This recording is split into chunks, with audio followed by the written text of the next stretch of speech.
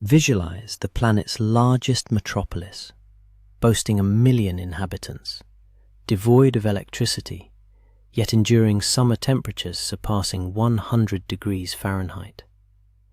While lesser settlements across Asia succumbed to the lethal warmth, Chang'an flourished. How was this possible? Contemporary architects, examining these remnants, uncovered insights that revolutionized their understanding of building climate control. Their discovery propels them to replicate a 300-year-old technology with fervor. However, the true astonishment wasn't the find itself, but the realization of what we've forfeited. During the restoration of the Forbidden City, measurement teams recorded temperatures deemed impossible by today's metrics. Structures dating back to 1406 maintained interiors 8 to 12 degrees cooler than the external streets. This feat was achieved without power, moving parts, or maintenance for 6 centuries. Stepping into the Hall of Supreme Harmony now, one experiences an immediate shift, a wave of cooler air that offers instant relief. Each wall, aperture, and angle was meticulously calibrated according to principles modern physics deems perfect. Yet, what truly bewildered engineers was that these edifices not only stayed cool, but became progressively cooler as external temperatures soared. The physics seemed inverted until the underlying ingenuity was grasped. Warm air ascends through strategically placed roof vents, while cool air infiltrates below, orchestrating a ceaseless circulation. The greater the temperature differential, the more potent the cooling effect. It's akin to a building accelerating its respiration when oxygen demand rises. Traditional Chinese architects had mastered a concept that our air-conditioned society struggles with: harmonizing with natural forces rather than contending against them. However, this superficial cooling paled in comparison to the subterranean constructions. What archaeologists unearthed beneath these structures revealed a fundamental misunderstanding of cooling principles. A shallow excavation almost anywhere on Earth uncovers a remarkable consistency. Stable temperatures, typically 10 to 15 degrees cooler than the blistering surface air. The ancient Chinese not only recognized this, but engineered entire cities leveraging it. Yet, they did more than simply dig holes. Archaeological analyses unveil thoughtfully designed material selections that transformed foundations into thermal batteries. Dense stone absorbed heat during scorching days, gradually releasing it at night as temperatures receded. The buildings, quite literally, stored coolness for peak human need. The brilliance lay in their use of diverse materials for distinct thermal functions. Heavy stones for heat absorption, specific clay formulations for walls possessing optimal thermal properties, and ventilated spaces that inhibited moisture accumulation while preserving cool environments. Underground chambers transcended mere storage. They were sophisticated climate control mechanisms.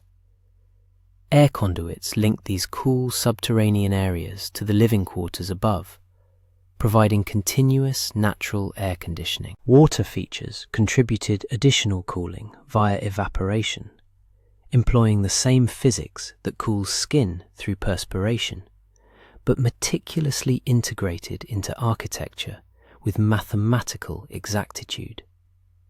Every element converged seamlessly, resembling a machine conceived by physics itself. Nevertheless, their magnum opus was not concealed underground. It was conspicuous. The courtyard system sustained 1 million people, and a critical misstep could devastate entire households. Strolling through Beijing's historic Hutong neighborhoods offers an encounter with life-preserving engineering.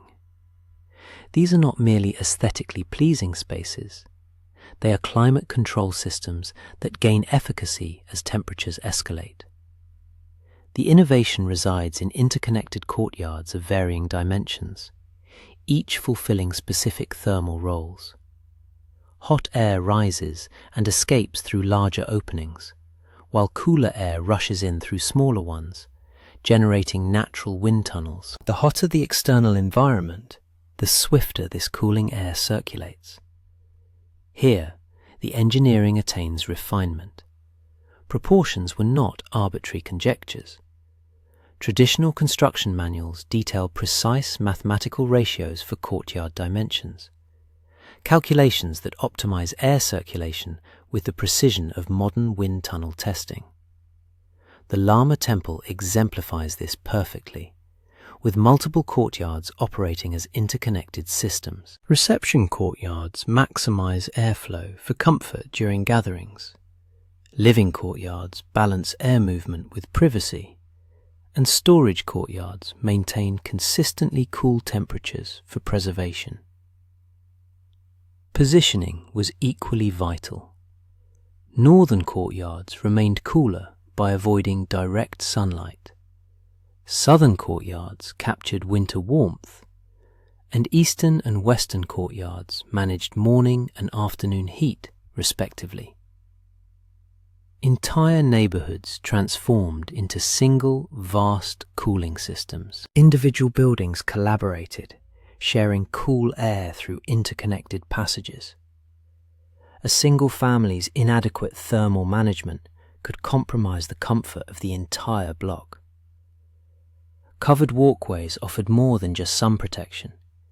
They were transitional zones, allowing movement between various temperature environments throughout the day, akin to a natural air conditioning system with infinite, automatically adjusted zones. Yet, maintaining comfort was only part of the challenge. In such heat, an improper meal could prove fatal within hours. The danger in extreme heat isn't solely the temperature, it's the food. Above 100 degrees Fahrenheit, bacteria proliferate exponentially. Ingest contaminated food, and within hours, food poisoning, which modern medicine would struggle to treat, could claim a life. Despite this, Chang'an supported 1 million people through brutal summers without widespread deaths from food poisoning. Archaeological evidence indicates this was achieved through buildings designed as integrated preservation systems. Different foods demanded specific storage conditions, and traditional structures provided all of them. Underground chambers naturally remained cool for root vegetables and preserved meats. North-facing rooms, avoiding direct sunlight, were ideal for dairy products and fermented foods. Ventilated spaces prevented hazardous moisture while maintaining safe temperatures for grains. However, the true innovation was controlled fermentation. They harnessed beneficial bacteria that preserved food while combating harmful pathogens that thrive in extreme heat. Architecture and food safety collaborated as one sophisticated system. Fermentation rooms sustained precise temperature ranges through careful positioning and airflow management. Too hot and dangerous bacteria flourished. Too cool and beneficial preservation bacteria stagnated. The margin of error was exceptionally narrow. Drying areas employed meticulously controlled airflow to remove moisture without overheating food. Storage areas kept preserved food safe for months through passive temperature regulation that never faltered. Without refrigeration, chemical preservatives, or any of the food safety technologies we rely on today, they had fashioned environments that sustained more people than most modern cities. But none of this functioned without the pivotal element, the human knowledge that rendered it all possible, and the perilous ramifications of misapplication. Operating these systems necessitated knowledge more intricate than modern building manuals. Every family member held crucial roles in thermal management, which could literally signify life or death. A single error in airflow management could engender conditions leading to heat stroke or food poisoning. Master builders not only imparted construction techniques, but also transmitted thermal management principles through formal apprenticeships as rigorous as medical training. Students were taught to interpret air currents, comprehend seasonal solar patterns, and manage building systems with precision. The Yingzhou Fashi, compiled in 1103, contains detailed instructions for optimizing buildings for diverse climates. These millennial texts include specific guidelines for courtyard proportions, seasonal ventilation strategies, and material selection based on local climatic conditions. Daily operations were intricate, opening and closing passages based on temperature and wind direction, adjusting window coverings to optimize heat gain and loss, managing water features for maximum evaporative cooling, and monitoring storage areas for proper preservation conditions. Children learned this thermal management alongside reading and writing, as understanding building operation was essential for family survival during extreme weather. Multi-generational knowledge ensured backup expertise when adults were unavailable. Community knowledge networks disseminated successful techniques across thousands of miles through trade routes and imperial building standards. Regional variations were tested and refined, with the most effective methods spreading to other areas facing similar climate challenges. Traditional Chinese building principles, documented in the 1,000-year-old Yingzhou Fashi, emphasized natural ventilation, sun shading, and thermal insulation through careful building location, layout, and orientation. Indeed, this transcended mere construction knowledge. It was survival science, preserved through multifaceted systems, written manuals, practical training, and community expertise adaptable to fluctuating conditions. And here lies the astonishing aspect of this ancient wisdom. These 1,000-year-old techniques outperform modern technology. The data presents an extraordinary narrative. The Pearl River Tower in Guangzhou integrated traditional Chinese courtyard principles with contemporary materials, reducing energy consumption by 58% compared to conventional office buildings. Contemporary architects are not merely studying these techniques, they are desperately attempting to replicate them. Passive cooling can diminish energy loads by 30 to 60%, while providing something mechanical systems cannot: reliability when power fails. Ancient systems operate continuously for centuries without maintenance. Modern HVAC systems demand incessant energy input and regular repairs. Yet, here is where it becomes critical for modern survival. Recent extreme meteorological occurrences highlight the fragility of our power grid-dependent approach. Recall the Texas freeze of 2021? Over 4.5 million individuals lost electricity, resulting in at least 246 fatalities. The European heat waves of 2023 saw temperatures reach 104 degrees Fahrenheit in the UK, overwhelming electrical grids as air conditioners were simultaneously activated. When these power systems failed, which structures continued to sustain human life? Those constructed following principles mastered by ancient Chinese civilizations. Traditional buildings, featuring sturdy walls, deliberate ventilation, and significant thermal mass, maintained comfortable living conditions without needing external energy. Today's most sophisticated sustainable edifices integrate these age-old concepts: ground coupling for stable temperatures, thermal mass for thermal reserve, strategic ventilation for natural airflow, and an integrated design where every element serves multiple purposes. As climate change intensifies heat waves and power grids experience amplified stress, these are no longer mere historical curiosities. They represent vital survival technologies that our contemporary world urgently needs to rediscover. The irony is pronounced. We have invested billions in developing energy-intensive cooling systems that malfunction precisely when their necessity is highest, while time-tested ancient solutions remain overlooked, awaiting our reappreciation. Current construction regulations in most nations actively hinder many of these traditional cooling methods. Modern statutes frequently mandate mechanical ventilation systems over natural airflow, favor lightweight construction over thermal mass, and prioritize sealed buildings over breathable designs. However, forward-thinking architects and urban planners are gradually instigating change. Singapore's public housing now incorporates traditional Southeast Asian cooling principles. New developments in warm climates increasingly feature courtyard layouts inspired by ancient Middle Eastern and Chinese blueprints. The challenge is not technical, but cultural. We have grown so reliant on mechanical systems that we have unlearned how to design structures that coexist with nature rather than oppose it. Climate projections indicate a global average temperature increase of 2 to 4 degrees Fahrenheit, alongside more frequent extreme heat events. Power grid vulnerabilities are escalating as aging infrastructure contends with unprecedented demand during heat waves.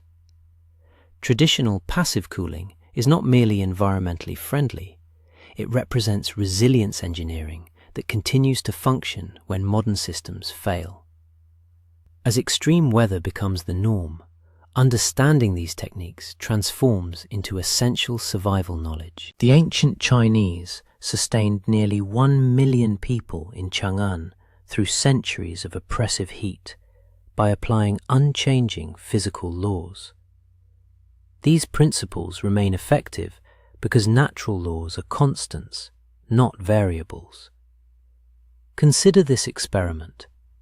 On a hot day, compare the temperature in your basement to that of your main floor.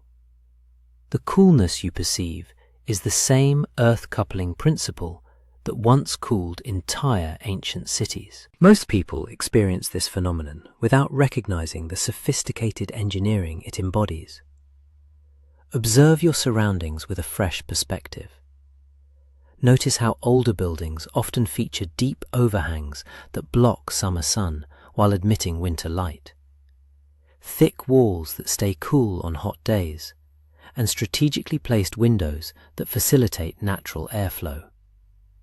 These characteristics align with millennia-old Chinese engineering tenets. Evaluate your home using these 5 ancient principles. Does it utilize thermal mass to gradually absorb and release heat? Does it generate natural airflow without requiring fans? Does it minimize heat gain through appropriate shading and orientation? Does it leverage cool subterranean temperatures? Does it permit hot air to escape naturally while drawing in cooler air? Most contemporary homes perform poorly across all 5 criteria, rendering them entirely dependent on energy-intensive mechanical systems that invariably fail during emergencies. As extreme weather becomes more common and power grids more susceptible, comprehending these techniques is not just educational, it is practical survival knowledge that could save lives and substantially reduce energy expenditures. What passive cooling features have you encountered in traditional buildings? Have you observed how some older structures maintain comfort even without air conditioning? Share your insights in the comments section below. If this has altered your perception of ancient engineering and made you realize that sometimes the most advanced solutions are the most thoroughly tested ones, subscribe for further deep dives into overlooked innovations that may well rescue our modern world from predicaments we created by disregarding ancient wisdom.